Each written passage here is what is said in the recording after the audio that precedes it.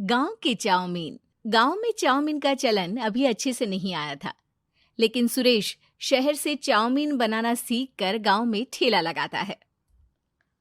अरे ये केचुआ है क्या भैया? कैसे खाया जाता है? अरे नहीं नहीं, ये चाउमीन है। चाउमीन शहर में खाया जाता है। कितने की दे रहे हो सुरेश? 10 रुपए की प्लेट भरकर। तभी वहां शहर से पढ़ा एक लड़का आता है। जरा एक प्लेट चाउमीन तो देना। सुरेश उसे चाउमीन देता है। उसे चाउमीन खाता देख गांव वाले भी उससे चाउमीन ले लेते हैं और खाने लगते हैं। अरे वाह सुरेश भैया, कमाल की बनाए हो। 2 प्लेट मेरे बच्चों के लिए भी पैक कर दो। बस फिर क्या था, सुरेश का ठेला लगता है और चाउमीन खरीदने वालों की लाइन लग जाती है। तभी वहां से गांव का साहूकार होकर गुजरता है। और ये क्या भीड़ लगी है? लगता है झगड़ा हो गया है गांव में। चलूं मैं अभी तो मजे ले लूं। अरे कहाँ है, इतनी भीड़ लगी है यहाँ? लड़ाई हो गई है क्या? अरे साहूकार साहब, ना ना ना, कोई लड़ाई ना हुई है। ये तो सुरेश की दुकान है चाउमीन की। हम लोग चाउमीन खाने आए हैं, आप भी खाइए ना। साहूकार चाउमीन खाता है और सुरेश की तरफ देखता है, जो सारे दिन के पैसे गिन रहा होता है। अरे सुरेश, क्या लागत है इस काम की? अरे साहूकार जी, आप अब आए हैं तो ये पूरे 10,000 रुपए ले जाइए, जो पिछले साल शहर जाने से पहले आपसे लिए थे ना।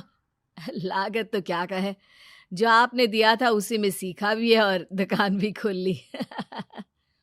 अरे पैसे इतने जल्दी क्या जरूरत थी? कैसे जरूरत नहीं थी साहूकार जी, इतना मोटा ब्याज कहाँ से भरते। साहूकार को अब सुरेश की दुकान को हड़पने की लालच आ जाती है। नाना करते ये सारे दिन में 500 रुपए कमा ही लेता है। अरे गांव में ये ऐसे ही कमाता रहा तो कहीं ब्याज का काम ना शुरू कर दे। अरे भैया, कोई ना कोई जुगाड़ तो करना पड़ेगा। अब साहूकार घर आ जाता है और अपनी बीवी को सारी बात बताता है। हाँ जी, ये तो मैंने भी सुना है कि सुरेश के हाथ की चाउमीन नहीं खाई तो कुछ नहीं खाया। अरे हाँ हाँ, सही ही कहते हैं। मैं अभी खा कर ही आ रहा हूँ। अरे भाग्यवान है, कितना अच्छा हो ना अगर वो पैसा हम लोगों को मिल जाए। क्यों?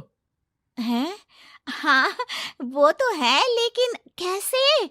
हम लोगों को तो चाउमीन बनाना आता ही नहीं है। साहूकार और उसकी बीवी अब रोज चुपके से सुरेश के घर जाते हैं और खिड़की से उसे चाउमीन बनाते देखते। अब क्या था, दोनों को चाउमीन बनाना आ जाता है।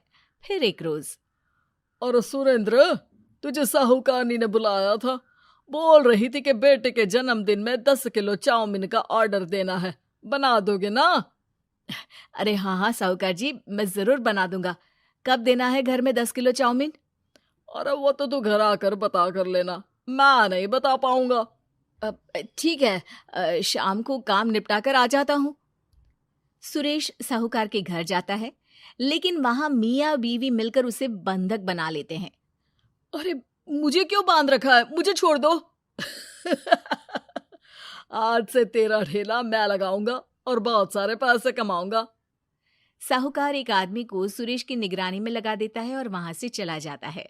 अगले दिन, अरे साहूकार जी, आप कब से चाउमीन बेचने लगे और अपना ये सुरेश कहाँ गया? अरे वो तो शहर गया है, उसका कोई काम निकल आया था। बोल रहा था कि जब तक वो ना आए तब तक मैं ही उसके ठेले का काम कर दूं। पैसे भी तो बहुत उधार ले रखे थे उसने। लगता है कर्जा भरने के डर से भाग गया है। अरे पर वो तो बोल रहा था कि उसने सारा कर्जा उतार दिया है, और वो क्यों भागेगा? इतना तो कमा रहा था। अरे मुझे क्या पता। अरे चाउमीन खाना है तो बोलो, नहीं तो भागो यहाँ से। अरे हाँ हाँ, दे दो दे दो। अब तो चाउमीन खाना पूरे गांव के लोगों के लिए आदत ही बन गया है।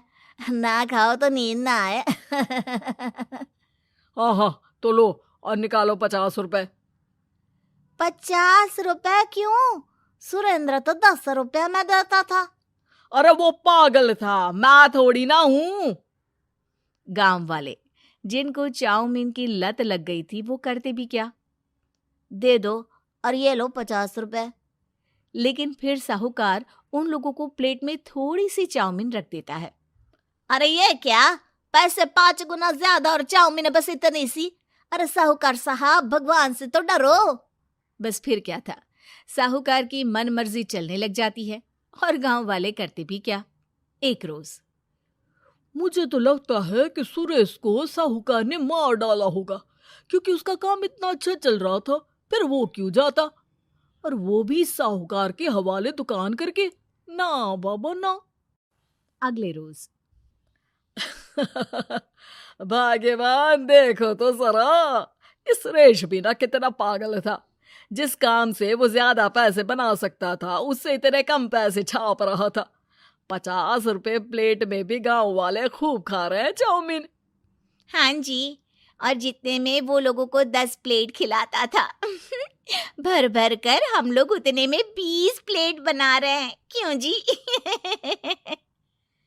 वहीं सुरेश रोज भगवान से मांगता कि बस एक बार वो किसी तरह वहां से निकलने में कामयाब हो जाए, लेकिन उसकी हर कोशिश नाकामयाब होती। फिर एक दिन, अरे भाग्यवान, ऐसा कुछ करो कि चाउमीन बनाने का खर्चा आधा हो जाए, जिससे हम लोगों को और मुनाफा हो। ना जी, मुझे तो कोई तरकीब ना सूझ रही। अरे सुनो, एक काम करते हैं। चाउमीन बनाने में जो सब्जी लगती है वो मंडी में लेने तुम देर रात चली जाना। तब तक वो सारी सड़ी गली सब्जी जो दुकानदार वहीं फेंक जाते हैं, वो उठा कर ले आना फ्री में। अरे वाह जी वाह, आप तो बहुत समझदार हैं जी। बीवी वैसा ही करती है, लेकिन अब लोग चाउमीन खाते तो मुंह बनाकर। फिर एक बार, अरे राम राम राम, ये पेट में दर्द काहे हो रहा है? आई, आई, आई, आई, आई। हाय रे हाय, मेरा भी पेट दर्द के मारे फटा जा रहा है। सभी को शक हो जाता है कि उन लोगों को चाउमीन खाने से ही ये बीमारी हो गई है।